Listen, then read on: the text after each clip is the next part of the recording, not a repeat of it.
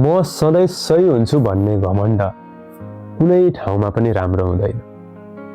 चाहे देश चलाउँदा होस्, चाहे घर चलाउँदा होस्, चाहे कुनै पनि सम्बन्ध चलाउँदा होस्, चाहे आफ्नै जिन्दगी चलाउँदा होस्, यसले कुनै पनि ठाउँमा राम्रो गर्दैन।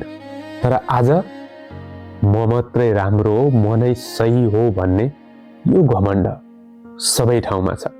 त्यसैले कुनै देश पनि राम्रो बन्न सकिरहेको छैन, कुनै घर परिवार राम्रो भइरहेको छैन, सम्बन्ध बिग्रिरहेको छ, अनि मान्छेको जिन्दगी आफैलाई बर्बाद गरिरहेका छन् यही घमण्डको कारणले। यदि आफू पनि गलत हुन सक्छु भन्ने धारणा आउनु हो भने कुनै पनि ठाउँमा कठिनाइ आउँदैन। जीवन, घर, सम्बन्ध र देश पनि राम्रो बन्दै जान्छ।